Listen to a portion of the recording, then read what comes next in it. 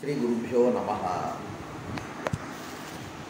दुर्गा सप्तशती व्याख्या गुप्तवती। तत्र पूर्वकक्ष्यायाम् इति एकमेव ब्रह्म इति उक्तम्।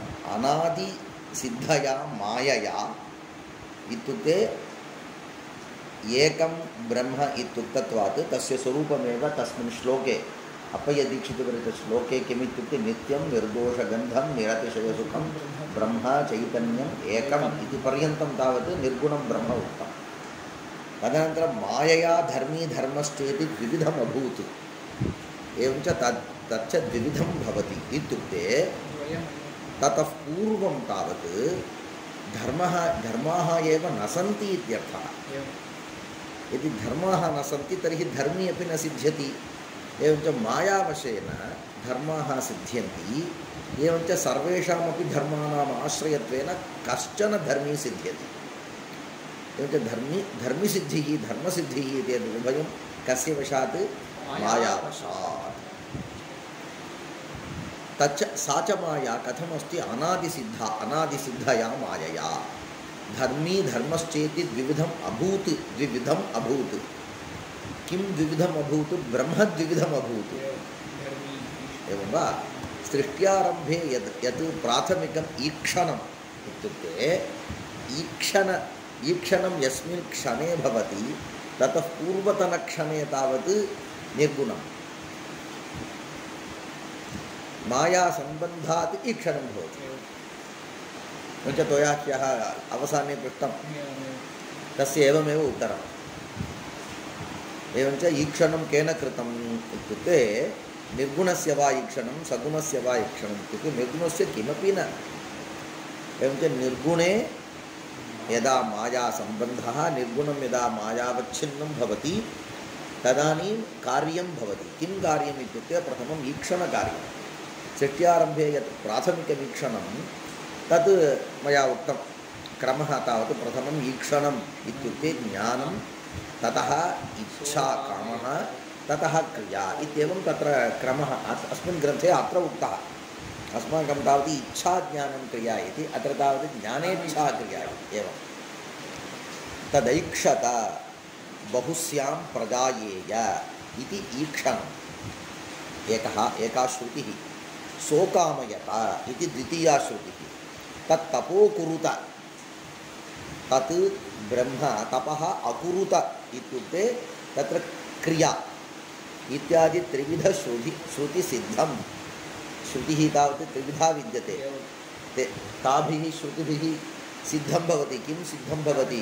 ज्ञानेच्छा क्रिया समष्ट्यात्मकत्वं स एव ब्रह्मधर्मः इत्युक्ते तत्र एतत् सर्वं ब्रह्म इत्युक्ते एतत् किं?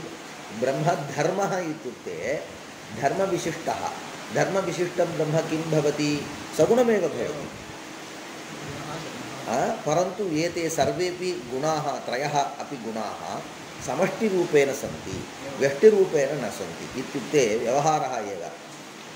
तत्र ज्ञानरूपधर्मस्य आश्रयः यः धर्मी तस्य व्यवहारः अन्यथा भवति। शैवसिद्धान्तानुरोधेन अहं किञ्चित् वदामि। तस्याः अत्र सम्बन्धः नास्ति। तत्र इच्छारूपधर्मेण धर्मस्य यः आश्रयः सः शिवतत्त्वाधिपतिः रुद्रः। ज्ञानरूपधर्मेणावच्छिन्नः यः धर्मी सः विद्यातत्त्वाधिपतिः विष्णुः इत्येवं वक्तव्यम्। अयं भेदः विद्यते। अत्र तावत् मायावशेन इति उच्यते किल। मायाशब्दस्य अज्ञानम् इत्यर्थः अस्मिन् सिद्धान्ते। तत्र तावत् माया इति कश्चन पदार्थः। तत्र माया इति कश्चन पदार्थः। एवं तत्र भेदः अस्ति। एकमेव अवगतं वा? ज्ञानेच्छाक्रिया समष्ट्यात्मकत्वं यत् स एव ब्रह्मधर्मः समष्टिरूपं। स च धर्मः धर्म्यभिन्नः एव। कुत्रचित् लोके तावत् धर्मः भिन्नः धर्मी भिन्नः इति विद्यते। अत्र वस्तुतः इत्युक्ते निर्गुणब्रह्म मनसि निधाय यदि पश्यामः प्राक् तावत् सः धर्मी इति यः विद्यते सः धर्मात् अभिन्नः एव। धर्मी अभिन्नः इत्युक्ते धर्मी इति कश्चन नैव सिद्ध्यति एवं किल। यदि तदनन्तरं तावत् मायावशेन धर्मी इति कश्चन धर्मः इति कश्चन सिद्ध्यति तदानीमपि उभयोः अभेदः एव।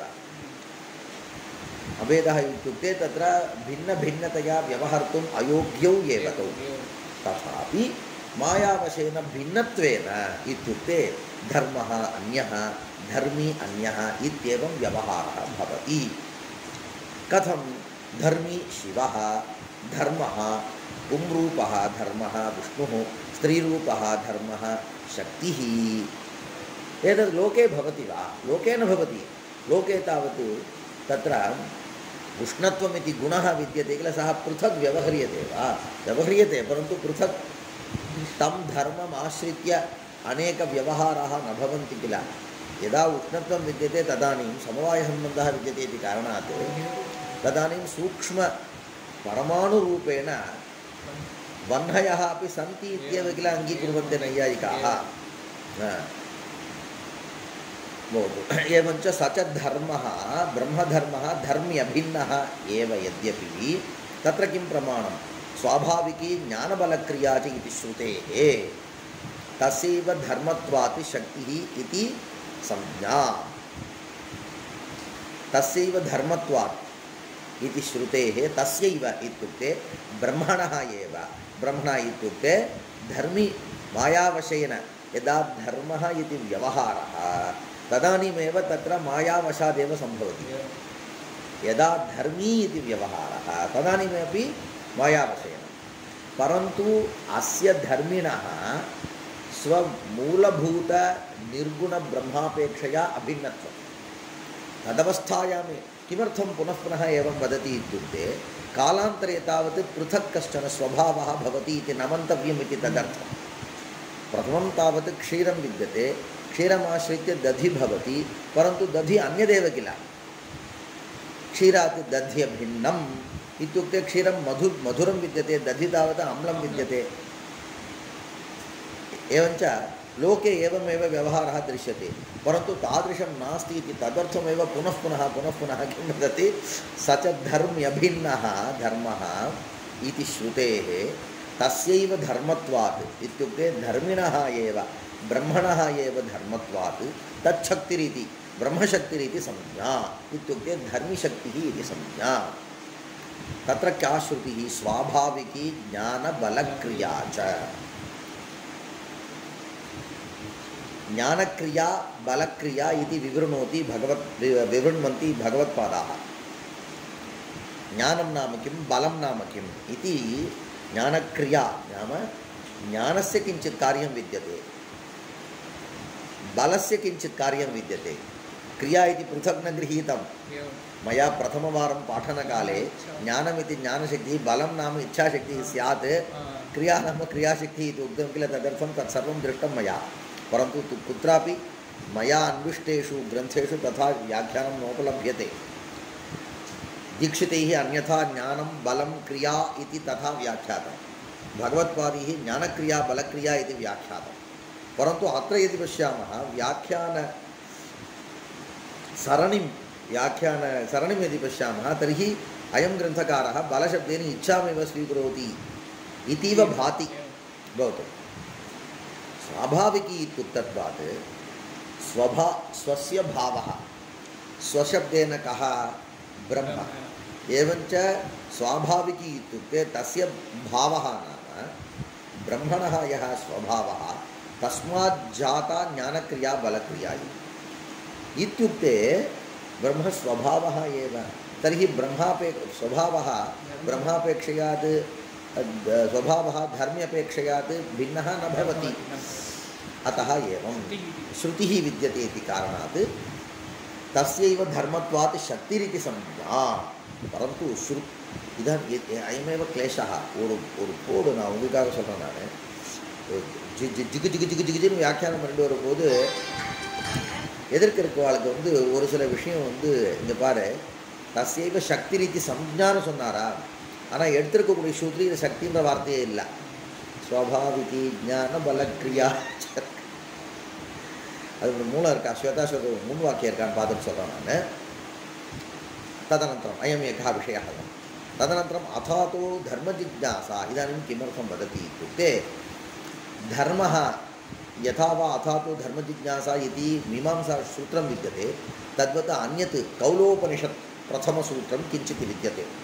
तस्य व्याख्यानावसरे केचन अन्यथा व्याख्यानं कृतवन्तः व्याख्यातवन्तः. किमिति धर्मः नाम जडपदार्थः. तत्र वेदबोधित इष्टसाधनताकत्वं धर्मत्वम् इष्टसाधनताको धर्मः सः धर्मः जडपदार्थः. अतः धर्मशब्देन स एव गृहीतः. परन्तु अस्माभिः इति अयं ग्रन्थकारः वदति, भास्करराय महोदयाः, किमिति चेत् तत्र धर्मः नाम ब्रह्मणः इत्युक्ते मायावशात् यः धर्मित्वमापन्नः यत् धर्मित्वमापन्नं ब्रह्म तादृशधर्मिणः अपेक्षया यः अभिन्नः धर्मः इति कथनात् धर्मी चेतनः इति कारणात् धर्मः अपि चेतनः एव. अवगतं वा? यदि भिन्नः तदानीं संशयाः भवेयुः. तदपेक्षया भिन्नः किल, तर्हि धर्मी तावत् चेतनः, धर्मः तावत् अचेतनः. अस्माकं तद्वदेव तत्र ज्ञानविशिष्टाः वयं सर्वेपि चेतनाः, परन्तु ज्ञानम् अचेतनं, बुद्धिः अचेतना एव. तद्वदेव अत्रापि भवति. अतः अत एव इत्युक्ते कः अर्थः? तस्यैव धर्मत्वात् शक्तिः इति संज्ञा. ज्ञानं बलं क्रिया इच्छा इत्येतत् सर्वं तदपेक्षया अभिन्नम् इति कारणात् तस्यैव तेनैव सम्बद्धम् इति कारणात् शक्तिः इति संज्ञकत्वात् तत्र धर्मशब्देन जडपरः धर्मः पदार्थः न ग्राह्यः, अपि तु अत्र यत् व्याख्यातं यः व्याख्यातः धर्मः चेतनः स एव ग्राह्यः. अत एव अथातो धर्मजिज्ञासा इति कौलोपनिषत् प्रथमसूत्रे जैमिनितन्त्रस्थ प्रथमसूत्रे इव न धर्मशब्दः चोदनालक्षणार्थ जडवस्तुपरः. चोदनालक्षणं यस्य सः चोदनालक्षणः, चोदनालक्षणश्चासु अर्थश्च चोदनालक्षणार्थः. यस्य अर्थस्य धर्मरूपस्य पदार्थस्य किं मूलं? चोदना एव मूलम्. अयं धर्मः इति कथं ज्ञातुं शक्नुमः? वेदेन विहितः वा? चोदना नाम विधिः. एवञ्च चोदनालक्षणं यस्य सः, यस्य अर्थस्य, कस्य? धर्मरूपस्य अर्थस्य चोदना एव लक्षणं, सः चोदनालक्षणः. चोदनालक्षणोऽर्थो धर्मः. सः किं रूपः? जडवस्तुरूपः. तथा न व्याख्यातम् अस्माभिः, अपि तु ब्रह्मधर्मरूप चिच्छक्तिपरः एव. ब्रह्मधर्मरूप इत्युक्ते त्वया ब्रह्मशब्देन तत्र मूलभूत निर्गुणं ब्रह्म न ग्राह्यम्, अपि तु मायावच्छिन्नं ब्रह्म ग्राह्यम् इत्युक्ते धर्मीग्राह्यः. तस्य धर्मः सः किं रूपः? चिच्छक्तिरूपः इत्युक्ते चेतनशक्तिरूपः इत्युक्ते चेतनारूपः इत्युक्ते चैतन्यरूपः. न सुलिखोन धर्मः किम्? अभिन्नत्वात्. किञ्च स्वाभाविकी ज्ञानबलक्रिया च स्वस्य भावः. ब्रह्मणः कः भावः? चैतन्यं. ब्रह्म चैतन्यमेव, तर्हि तस्य भावः अपि चेतनः एव भवेत्. अवगतं वा? चिच्छक्तिपरः एव. तेन तत्र धर्मपदम् अपनीय ब्रह्मपदप्रक्षेपस्तु अविदुषामेव इति समर्थितं तद्भाष्ये अस्माभिः. एवञ्च कौलोपनिषत् प्रथमसूत्रभाष्यमपि भास्करराजमहोदयैः कृतमिति ज्ञायते. अस्यैव धर्मस्य अन्या अपि संज्ञाः सन्ति. कथयता ताः संज्ञाः कथयति कः? नागानन्दः अथवा कथयत् नागानन्दसूत्रं. नागानन्दस्य सूत्रम् इति किञ्चित् विद्यते. किं वदति? धर्मस्वरूपमेव विशिष्य विवृतं. अस्य धर्मस्य इत्युक्ते चेतनरूपस्य धर्मस्य न तु चोदनालक्षणार्थस्य अत्र यत् विवृतं यः धर्मः विवृतः तस्यैव स्वरूपं विवृतं कुत्र नागानन्दसूत्रे एतत् सर्वम् ईश्वरकोटौ एव किल अन्तर्भवति तव किम् अहं वदामि अत्र सूत्रे अत्र श्लोके ब्रह्मकोटी इत्युक्तम् एवञ्च ईश्वरकोटौ एव तत्र जीवभिन्नत्वेन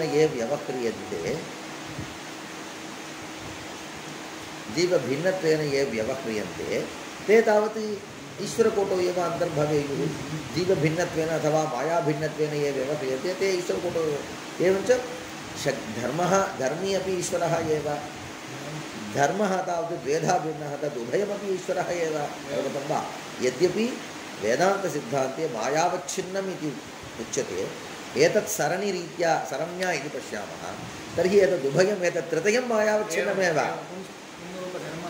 धर्मी अपि मायावच्छिन्नः पुंरूपधर्मोऽपि मायावच्छिन्नः स्त्रीरूपधर्मोऽपि मायावच्छिन्नः तर्हि सर्वस्यापि ईश्वरत्वमेव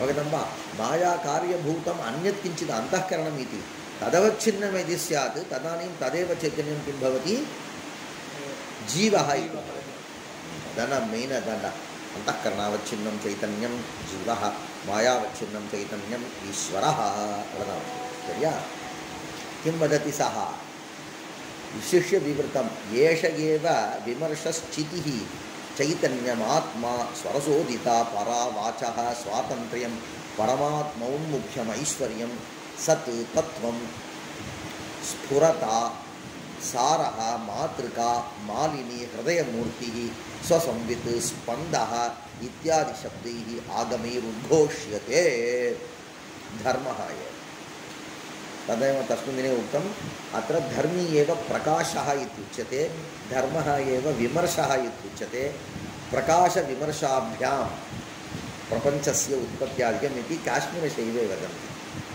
शाक्तशास्त्रे अपि वदन्ति शैवसिद्धान्ते तथा नास्ति बहु एवञ्च विमर्शः एष एव धर्मः विमर्शः धर्मी तावत् प्रकाशः एष एव विमर्शः चितिः चैतन्यं पश्यतु इति तत्तत् प्रवृत्तिनिमित्तानि तद्भाष्ये एव विवृतानि इत्युक्ते एक एव धर्मपदार्थः कदाचित् विमर्शः इत्युच्यते यतः विमर्शं करोति इति कारणं विमर्शति इति सः विमर्शः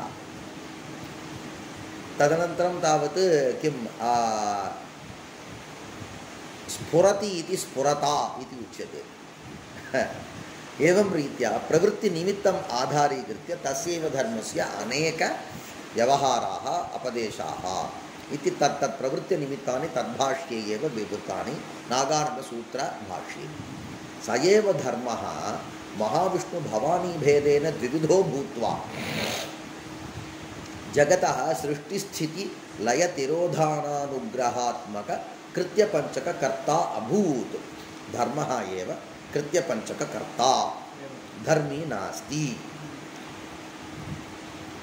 तर्हि धर्मी जगत्कर्ता इति उच्यते मायावच्छिन्नं यत् मायावच्छिन्नः यः धर्मी सः जगत्कर्ता अथवा कदाचित् ब्रह्म एव जगत्कर्तृ इति उच्यते मूलभूतं निर्गुणं यत् सर्वं कथम् इदानीं त्वया जगत्कर्तृत्वं कुत्र विद्यते धर्मे विद्यते इति द्विविधौ धर्मः कस्मिन् धर्मे इति न विवृतं पुंरूपधर्मे जगत्कर्तृत्वं विद्यते उत स्त्रीरूपधर्मे इति न एतावत्पर्यन्तम् उक्तं सामान्यतया स्वीकुर्मः अत्र संशयः धर्मिणी किम् एतत् न भवति वा इत्युक्ते तद्वदति नमो एकम् उदाहरणं जपाकुसुमं विद्यते जपाकुसुमं नाम रक्त इदानीं वयं तावत् किमिति वदामः सेम्बरतिपू सेम्बरतिपू इति वदामः अडुक् सेम्बरति इत्येवं वदामः तत्र तावत् रक्तवर्णः विद्यते स्फटिकं समीपे विद्यते एवञ्च रक्तवर्णः वस्तुतः कुत्र समवेतः पुष्पे समवेतः रक्तवर्णः कुत्र वस्तुतः नास्ति स्फटिके नास्ति परन्तु अत्र जपाकुसुमस्य रक्तवर्णः तत्र तावत् प्रतिबिम्बति तर्हि स्फटिकमपि रक्तवर्णं स्फटिकोऽपि रक्तवर्णः भाति। इदानीं स्फटिके यः रक्तवर्णः, या रक्तवर्णप्रतीतिः तां प्रतीतिं प्रति किं जपाकुसुमः कर्ता वा स्फटिकं कर्ता वा इति पृष्टे जपाकुसुममेव कर्ता। एवमेव जगतः सृष्टिः भवति किल, सृष्टिस्थितिसंहारादिकं विद्यते किल, तत्सर्वं प्रति कः कर्ता इति पृष्टे धर्मः एव कर्ता। धर्मः इति तद्भवतु, इदानीं धर्मः इति भवतु, धर्मः एव कर्ता। धर्मी यः विद्यते सः जगत्कर्ता, जगत्कर्तृत्वादिकं तत्र नास्ति। जगत् सृष्ट्यादि प्रति कर्तृत्वं तस्य नास्ति। परन्तु धर्मी जगत्कर्ता इति उच्यते इति कथम् इति प्रश्नः अत्र। तस्य समाधानम् अत्र रक्तवर्णप्रतीतिं प्रति जपाकुसुमं यद्यपि न कारणं, तथा जपाकुसुममेव कारणं, स्फटिकः यद्यपि न कारणं, तथापि यदि स्फटिकः इति कश्चन नास्ति तर्हि जपाकुसुमनिष्ठरक्तवर्णस्य प्रतिबिम्बनमेव न भवति किल। एवं स्वस्थित्या तत्र स्फटिके या रक्तवर्णप्रतीतिः तां प्रतीतिं प्रति स्फटिकोऽपि स्वस्थित्या कारणं भवति। तद्वत् धर्मी विद्यते किल, सः यदि न विद्यते तर्हि धर्माः न सिद्ध्येयुः। अतः एवञ्च स्फटिकसत्ताम् आधारीकृत्य स्फटिकस्य यथा वा कर्तृत्वम् अक्षतं तद्वत् धर्मिणः अपि कर्तृत्वम् अक्षतमेव इति वदति। जपाकुसुमस्यैव रञ्जनकर्तृत्वे अपि, रञ्जनकर्तृत्वं कुत्र विद्यते, जपाकुसुमे एव विद्यते। तथापि रागाश्रयत्वेन मात्रा जपाकुसुमेन यः रागः उत्पादितः, तस्य यः रागः प्रतिबिम्बितः, तत्प्रतिबिम्बनस्य आश्रयः विद्यते। एवञ्च राग आश्रयत्वेन मात्रा स्फटिकस्य इव शुद्धस्यापि धर्मिणः, स्फटिकस्यैव इति विद्यते, स्फटिकस्य इव इति स्यात्, स्फटिकस्यैव शुद्धस्यापि धर्मिणः कर्तृत्वव्यवहारः सम्भवति। स्फटिकस्य यथा वा रागाश्रयत्वेन मात्रा कर्तृत्वम्, एवञ्च तत्र रक्तवर्णप्रतीतिं प्रति स्फटिकं कारणम् इति यथा वा वदामः इति वक्तव्यं। तद्वत् धर्मी कारणम् इति कथने दोषः नास्ति। स्फटिकस्य इव शुद्धस्यापि धर्मिणः इत्युक्ते कथं शुद्धं, मायाविच्छिन्नं न भवति वा, तथा न। यदि मायाविच्छिन्नत्वं नास्ति तर्हि धर्मित्वव्यवहारः एव न भवति। तर्हि शुद्धशब्दस्य एवम् अर्थः अत्र स्वीकर्तव्यः। यद्यपि सृष्ट्यादिकं प्रति साक्षात् कर्तृत्वं नास्ति, साक्षात् कर्तृत्वाभावात् शुद्धत्वं, कर्तृत्वाभावप्रयुक्तशुद्धत्वं, तथापि तत्र सान्निध्यं विद्यते इति कारणात् सान्निध्यमात्रेण तस्य कर्तृत्वम् एवमेव स्वीकर्तव्यं। तद्गतो धर्मोऽपि न जडः। तदनन्तरम् इदानीं धर्मिपरतया व्याख्यातं। धर्मः तावत् पूर्वमेव उक्तं, धर्मः तावत् चेतनः एव इति अनुच्छेदे उक्तं। नागानन्दसूत्रपङ्क्तिः अपि प्रदर्शिता। पुनः उच्यते तद्गतो धर्मोऽपि न जडः। धर्मिगतः धर्मिगतः धर्मोऽपि न जडः, न जीवः। परन्तु सः जीवः भवतु, कुत्रचित् एवं वदन्ति,